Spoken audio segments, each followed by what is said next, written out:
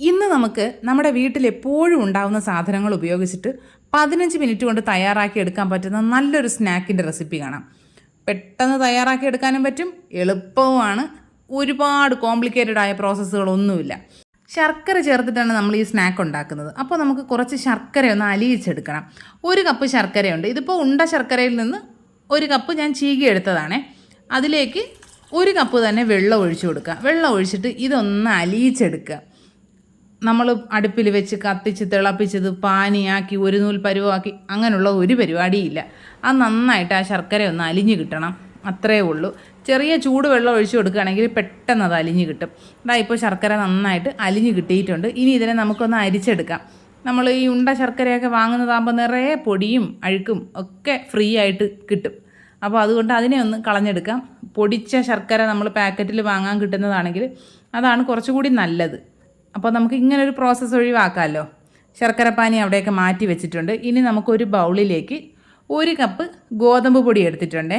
അതിലേക്കൊരു 2 നുള്ള് ഉപ്പ് ചേർത്ത് കൊടുക്കുന്നുണ്ട്. ഇനി ഇതിലേക്ക് ഒരു 3/4 ടീസ്പൂണോളം ഏലക്കാപ്പൊടി ചേർക്കുന്നുണ്ട്. ഏലക്കയും പഞ്ചസാരയും കൂടെ പൊടിച്ചതാണ്.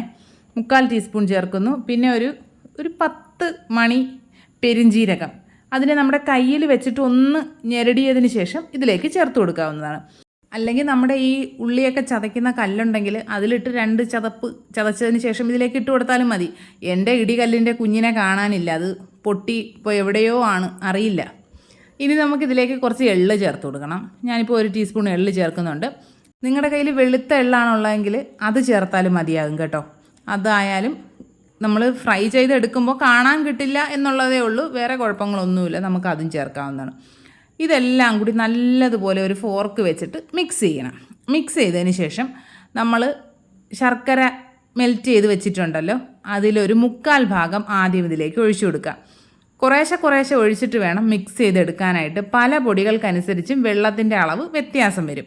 ശർക്കര പാനി കാച്ചതിൻ്റെ 1/4 ഭാഗം ഒഴിച്ച് മിക്സ് ചെയ്തതിന് ശേഷം ബാക്കി 1/4 ഭാഗം കൂടി ഉണ്ട്, അതും മുഴുവനായിട്ട് ഇതിലൊഴിക്കണം. അപ്പോൾ നമ്മൾ ഈ ശർക്കര പാനി കാച്ചിയത് മൊത്തം ഇതിലേക്ക് ചേർക്കുന്നുണ്ട്.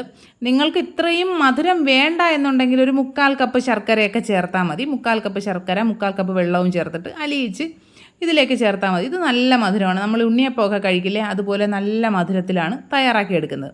ഇപ്പോൾ നമ്മുടെ ഗുൽഗുല തയ്യാറാക്കാനുള്ള മാവ് ഏകദേശമൊക്കെ റെഡിയായി വരുന്നുണ്ട്. ഉണ്ണിയപ്പത്തിൻ്റെ കൺസിസ്റ്റൻസി അല്ല, അതിനേക്കാളും കുറച്ചുകൂടി ഒരു ലൂസായിട്ടുള്ള ഒരു കൺസിസ്റ്റൻസിയിൽ മാവ് കലക്കിയെടുക്കുക. എന്നിട്ട് നമുക്കിതിനെ ഒരു 10 മിനിറ്റ് അടച്ച് വയ്ക്കാവുന്നതാണ്. 10 മിനിറ്റിന് ശേഷം തുറന്ന് നോക്കുമ്പോൾ കുറച്ചുകൂടി ഒന്ന് തിക്കായിട്ടിരിക്കും. നല്ലതുപോലെ ഒന്നുകൂടി മിക്സ് ചെയ്യുക. ഇനി ഇതിലേക്ക് നമുക്ക് കുറച്ച് ബേക്കിംഗ് സോഡ ചേർത്ത് കൊടുക്കണം. ഒരു 1/4 ടീസ്പൂണോളം ബേക്കിംഗ് സോഡ ചേർക്കുന്നുണ്ട്. 1/4 ടീസ്പൂൺ ബേക്കിംഗ് സോഡ ചേർത്തിട്ട് നല്ലതുപോലെ മിക്സ് ചെയ്യുക. ബേക്കിംഗ് സോഡ കട്ട കെട്ടി കിടക്കാതിരിക്കാനായിട്ട് പ്രത്യേകം ശ്രദ്ധിക്കുക. നല്ലതുപോലെ നമ്മൾ മിക്സ് ചെയ്തെടുക്കണം. നമ്മുടെ ബാറ്റർ എല്ലാം റെഡിയായി കിട്ടിയിട്ടുണ്ട്. അപ്പോൾ തന്നെ ഞാൻ അടുപ്പിൽ എണ്ണ വെച്ച് നല്ലതുപോലെ ഒന്ന് ചൂടായി കിടപ്പുണ്ട്. അതിലേക്ക് നമുക്കിനി കുറേശ്ശെ ആയിട്ട് കോരി ഒഴിച്ചു കൊടുക്കാം. നിങ്ങൾക്ക് വേണമെങ്കിൽ ഒരു സ്പൂണ് കൊണ്ട് കോരി ഒഴിക്കാം, പക്ഷേ ഇങ്ങനെ ചെയ്യുന്നതാണ് അതിൻ്റെ രീതി. കയ്യിൽ നമ്മളിങ്ങനെ മാവ് എടുത്തിട്ട് കുറേശ്ശെ ഒഴിച്ചു കൊടുക്കുക. ഒരു ഷേപ്പുകളൊന്നുമില്ല, പലതും പല ഷേപ്പിലായിരിക്കും കിട്ടുക. കുറേശ്ശെ നമ്മുടെ പാത്രത്തിൻ്റെ സൈസ് അനുസരിച്ചിട്ട് ചെയ്തെടുക്കാവുന്നതാണ്. കുറച്ചുകൂടി വലിയ പാത്രത്തിലാണെങ്കിൽ കുറേ കൂടി എണ്ണ ഒഴിക്കേണ്ടി വരുമല്ലോ എന്ന് കരുതിയിട്ടാണ് ഞാൻ ഈ ചെറിയ പാത്രത്തിൽ എടുത്തിരിക്കുന്നത്. ഈ പിശുക്ക് എന്നുള്ളൊരു പരിപാടി പണ്ട് മുതലേ ഉണ്ട് കേട്ടോ. പണ്ട് ഡിഗ്രിക്ക് പഠിക്കുമ്പോൾ ബാലൻസ് ഷീറ്റ് പേപ്പറിൻ്റെ ഏറ്റവും ലാസ്റ്റ് എങ്ങനെയൊക്കെയോ ഉൾക്കൊള്ളിച്ച് വരച്ചെടുത്തിട്ട് അവസാനം ആ ബാലൻസ് ഷീറ്റ് ടാലിയായതുമില്ല, ആ മൊത്തത്തിൽ വെട്ടി വേറെ പുതിയ പേപ്പറിൽ വരയ്ക്കേണ്ടിയൊക്കെ വന്നു. എന്തെല്ലാം ആണ്. പോട്ടെ, നമുക്കിതിലേക്ക് തന്നെ തിരിച്ചു വരാം. ഇപ്പോൾ നമ്മൾ തിരിച്ചും മറിച്ചും ഒക്കെ ഇട്ട് കൊടുത്ത് നല്ലൊരു ഗോൾഡൻ ബ്രൗൺ കളറാകുമ്പോൾ നമ്മുടെ സ്നാക്ക് കോരിയെടുക്കാവുന്നതാണ്. കോരിയെടുത്ത് ഒരു ടിഷ്യൂ പേപ്പറിലേക്ക് മാറ്റി കൊടുക്കുക. അതിലുള്ള ഒരു എണ്ണയൊക്കെ പേപ്പർ അങ്ങ് വലിച്ചെടുത്തോളും. ബാക്കിയുള്ള സ്നാക്ക് നമുക്ക് അതുപോലെ തന്നെ ഫ്രൈ ചെയ്തെടുക്കാവുന്നതാണ്.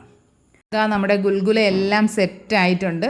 ഒരു 4 പേരടങ്ങുന്ന ഫാമിലിക്ക് വൈകുന്നേരത്തെ ചായക്ക് ഈ അളവിൽ കറക്റ്റാണ് കേട്ടോ.